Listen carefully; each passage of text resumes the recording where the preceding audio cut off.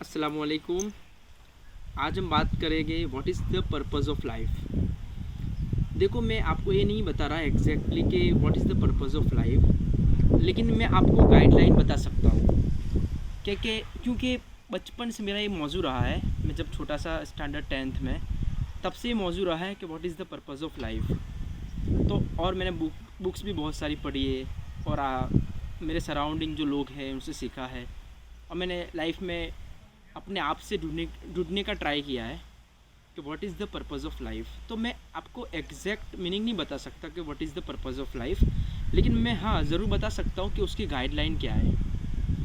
देखो, पहली 3 गाइडलाइन है, उसमें फ़र्स्ट ये है कि जो हमारा पर्पज़ ऑफ लाइफ है कि ज़िंदगी में आने का मकसद, वो हमारी नीड नहीं होनी चाहिए। नीड का मतलब क्या है कि मुझे पता है कि सपोज़ मेरा एक 25 साल की एज हो, उसमें एक अच्छा घर हो, एक अच्छी नौकरी हो, अच्छी जॉब हो, तो उसमें क्या होगा कि अगर मैंने हासिल कर लिया है तो उसके बाद 25 साल के बाद क्या है, नेक्स्ट क्या है। तो मैं सोचता रहूँगा कि मेरा मकसद तो पूरा हो गया, तो मुझे तो मर जाना चाहिए। क्यों? तो मेरा मकसद पूरा हो गया है। लेकिन उसके अंदर ये चीज़ है कि हमारी जो नीड है वो पर्पज़ नहीं होना चाहिए, अदरवाइज़ हम डिप्रेशन के शिकार बनेंगे। मेरा पर्पज़ है, मतलब अगर किसी का ये पर्पज़ है किसी के मैं 25 साल की एज में घर बना लूँ, उसके बाद 28 साल में वो डिप्रेस हो जाएगा कि घर तो हो गया, अब नेक्स्ट क्या। तो कहने का मतलब ये है कि हमारी ज़िंदगी का जो हम कुछ नीड है उसको पर्पज़ ना बनाए, अदरवाइज़ हम लॉन्ग टर्म के लिए डिप्रेशन के शिकार बन सकते हैं। दूसरा जो पर्पज़ है, उसकी जो गाइडलाइंस हैं, वो है कि जो पर्पज़ ऑफ लाइफ है, ज़िंदगी में आने का मकसद, वो टाइम बाउंड नहीं होना चाहिए। टाइम बाउंड का मतलब ये है कि मैं 30 साल की एज तक, मतलब मैं 2, 3, 4, 5 साल तक ये होना चाहिए, अदरवाइज़ नहीं। तो जो ज़िंदगी में आने का मकसद है वो लॉन्ग टर्म होना चाहिए। लॉन्ग टर्म का मतलब क्या है कि जो हमारी जो डेथ है तब तक, अदरवाइज़ उसके बाद, क्योंकि हमको और भी सारी लिगेसी छोड़ के जानी है। तो टाइम बाउंड नहीं होना चाहिए, अदरवाइज टाइम बाउंड होगा तो क्या होगा कि मुझे पता है कि 30 साल की एज में, सपोज़ मुझे पता है 30 साल की एज में इसमें मुकाम पे इंशाल्लाह होगा, ठीक है, होने वाला हो गया, लेकिन वो मकसद मैंने हासिल कर लिया, ठीक है, तो मैं अगेन थोड़ा टाइम बाद डिप्रेशन का शिकार बन जाऊंगा। क्यों? कि मेरा टाइम था 2 साल 3 साल। इसलिए मैं यही बोलता हूँ कि मरने के बाद भी ये हमारा जो पर्पज़ ऑफ लाइफ है वो एक्सपांड होना चाहिए।